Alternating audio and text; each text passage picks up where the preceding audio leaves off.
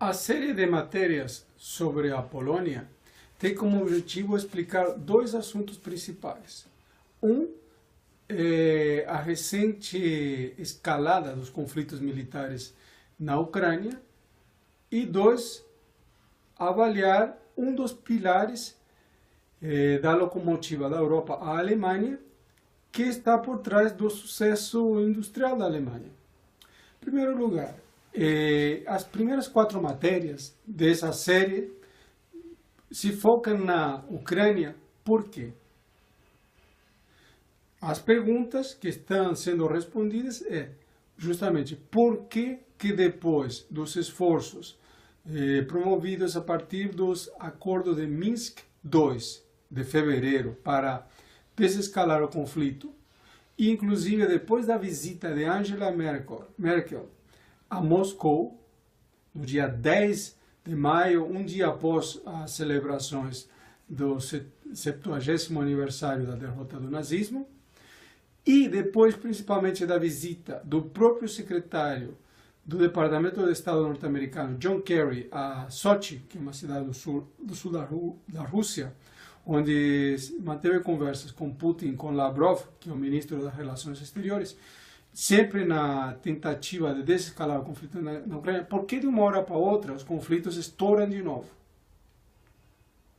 Evidentemente, não se trata de uma política impulsionada pelos governos das principais potências europeias, nem dos Estados Unidos.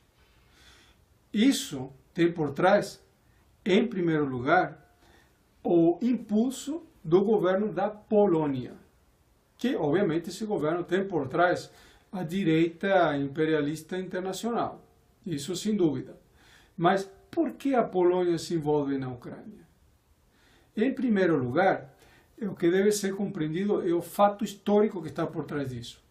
Durante 2 séculos, foram os séculos 17 e 18, a Polônia fez parte do chamado Commonwealth, da Polônia e da Lituânia, que envolvia o Reino da Polônia e o Grande Ducado da Lituânia. Esse Commonwealth ele foi implodido por uma derrota militar que sofreu da aliança entre a Prússia, a Áustria e a Rússia. A Polônia e a Lituânia deixaram de existir como países até depois da Primeira Guerra Mundial, quando foram reconstituídos parcialmente por meio do Tratado de Versalhes. A política seguida pela burguesia polonesa é de reconstituir esse Commonwealth. Desse Commonwealth faziam parte não somente a Polônia e a Lituânia atual, senão também fazia parte a Letônia, uma parte da Estônia, a Bielorrússia, a Ucrânia e até uma parte da Rússia atual.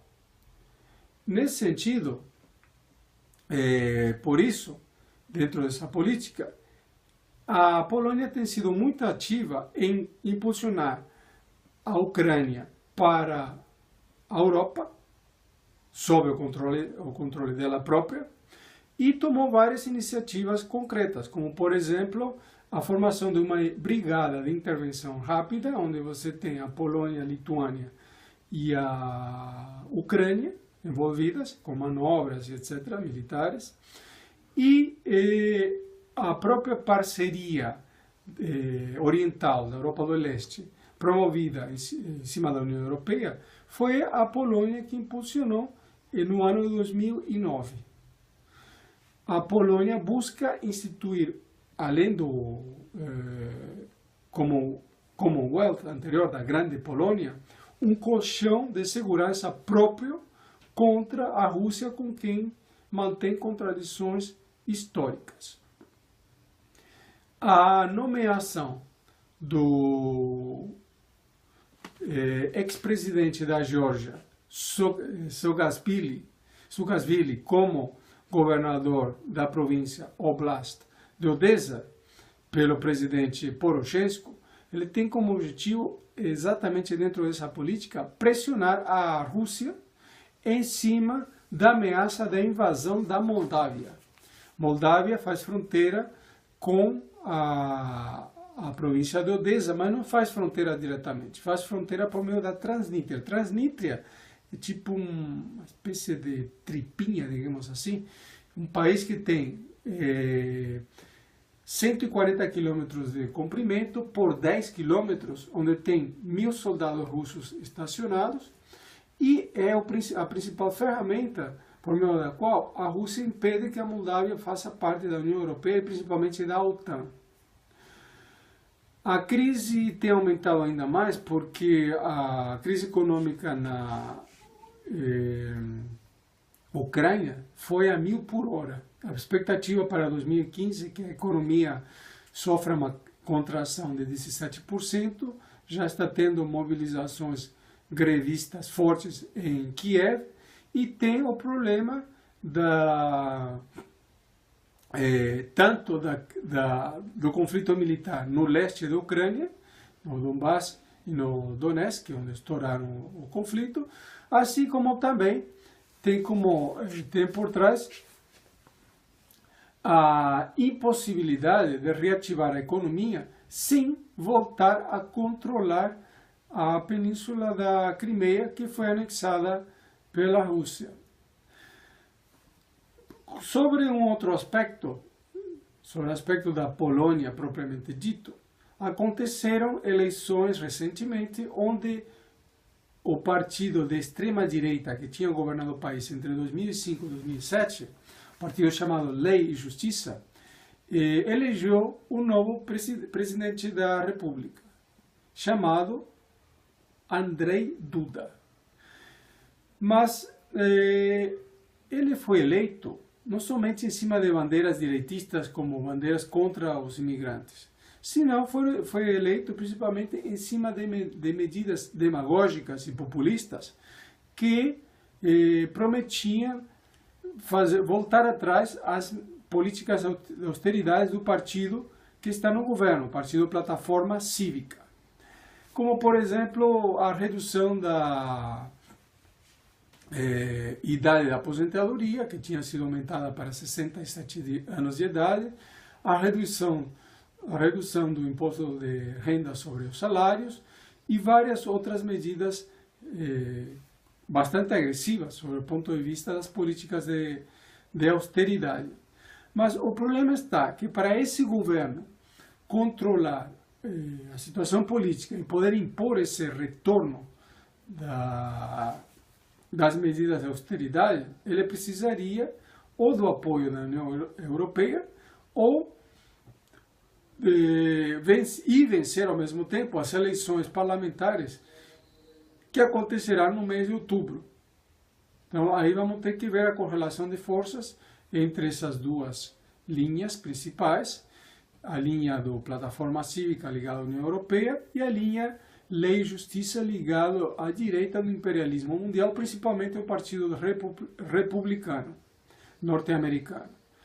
Obviamente, para a Alemanha ficaria uma situação bastante complicada se na Polônia vencesse a extrema-direita com políticas contra a União Europeia e pela saída da Polônia da União Europeia. Por quê?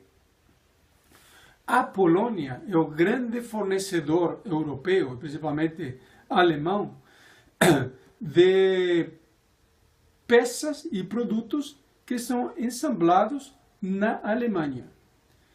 O salário na Polônia hoje é 3 vezes menor que o salário na Alemanha. Ao mesmo tempo, nós temos o fato de que a Polônia tem sido transformado no novo país das terceirizações na Europa. Polônia seria a nova Índia europeia. Em qual sentido? Tem um monte de call centers que estão se migrando para a Polônia, inclusive a partir da própria Índia. Por que isso? Primeiro, pelos custos que são da mão de obra em termos europeus são muito baixos em relação aos custos dos demais países. Por exemplo, na Polônia, enquanto o salário é 1/3 do salário alemão, já na República Tcheca seria 80% do salário alemão, na Áustria praticamente equiparado, na Eslováquia 70%, etc. E essa mão de obra é extremamente qualificada, ao mesmo tempo que tem a facilidade da língua. Os poloneses são treinados para falar pelo menos 6 línguas europeias. Ao mesmo tempo, conta com uma longa fronteira com a Alemanha e a proximidade dos centros europeus é extremamente grande. Para o próximo período, o que se deve esperar é uma deterioração das condições de vida na Polônia, assim como no mundo inteiro, na própria Alemanha, por conta do aprofundamento da crise capitalista mundial.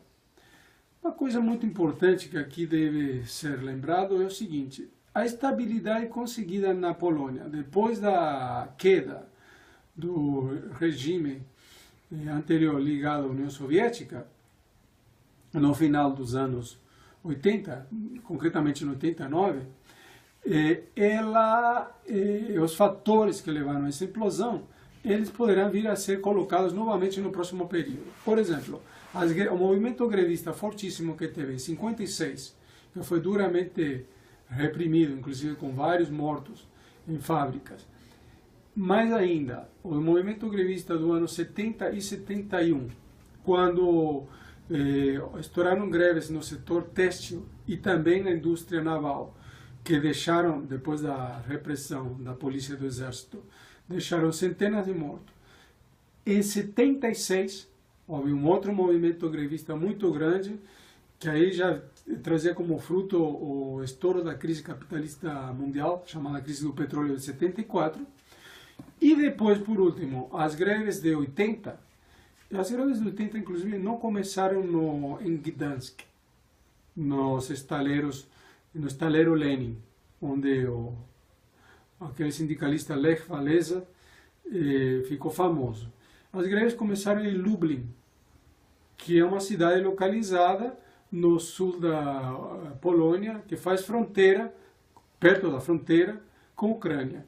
Começaram na indústria têxtil, condições de trabalho eram muito duras, e por conta da inflação, a situação de vida dos operários estava ficando bastante complicada, com o poder de compra muito afetado. Teve greves enormes, o governo se assustou com medo de repetir a necessidade do uso de força militar, que, como tinha acontecido no ano 70, e chegou a um acordo com os grevistas, basicamente aceitando todas as reivindicações. Acalmou o movimento em Lublin, mas 3 meses depois estourou uma greve enorme no estaleiro Lenin, em Gdansk. Em cima, basicamente foi um estopim, quando o governo demitiu uma trabalhadora, que depois veio ser uma das grandes ativistas do sindicato Gdansk, da mesma maneira que tinha feito 6 anos antes com Lech Walesa. Obviamente, esses elementos são todos elementos direitistas ligados à Igreja Católica, que na Polônia é ultra-reacionária, e ao imperialismo, principalmente norte-americano. Mas o que tinha por trás não era uma desestabilização qualquer, não era a CIA mexendo os pauzinhos aqui. Era um grande movimento grevista no país todo. Começa em Gdansk, começa depois a se expandir para outros centros no país, volta em Lublin, em Varsóvia, em Cracóvia e no país inteiro. O país, basicamente 6 meses depois, estava totalmente paralisado e passou a ser controlado na prática por Solidariedade. Isso leva a um golpe de Estado, em 82, que vai ser apoiado pela própria Igreja, o próprio imperialismo. Foi um golpe de Estado militar, encabeçado pelo general Jaruzelski, e se impõe o toque de recolher, e isso leva a uma situação de alta repressão, que a partir de 86, não somente por conta das políticas de Gorbachev na União Soviética, embora isso tenha ajudado, a Glasnost e a Perestroika, o que se teve uma crise de proporções monumentais. A queda do bloco soviético, em primeiro lugar, tem a ver com o engripamento da economia. Se trata, na época era um dos componentes da economia capitalista mundial, já de socialismo tinha extremamente pouco, para não dizer nada, E eram países altamente endividados para os bancos estrangeiros. A Polônia tinha na época uma dívida de 14 bilhões que não conseguia pagar. A economia estava totalmente arrebentada e com a tendência a que estourasse um movimento em grandes proporções e que as tendências revolucionárias se desenvolvessem nesse país e nos países vizinhos de maneira muito acelerada. A retomada desse movimento, portanto, está colocado. Na época foi controlada por meio da integração desses países, a começar pela Polônia, ao sistema capitalista mundial e a introdução de uma série de medidas neoliberais.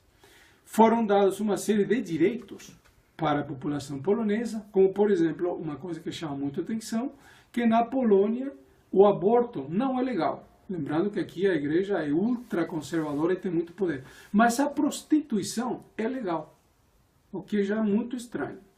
Quando você anda pela Polônia, que você vai ver uma coisa muito estranha. Tem um governo direitista, são 4 partidos, todos de direita, que têm representação no poder, mas o espírito de liberdade que você respira na Polônia, aqui, é 1000 vezes maior do que você respira no Brasil, por exemplo. Você quase não vê polícia na rua.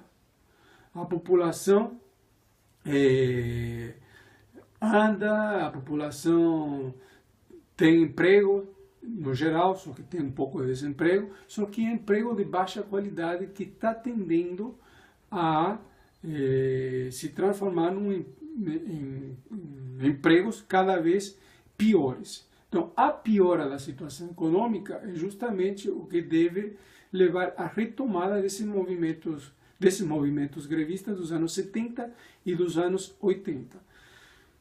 Tanto o aprofundamento da crise na Polônia tende a aprofundar a crise na Alemanha e nos demais países centrais da Europa, da mesma maneira como acontece no sentido contrário. Na hora que as exportações polonesas estão caindo, a situação na Polônia tende a se acervar, inclusive aumentando os ataques contra a condição de vida dos trabalhadores poloneses.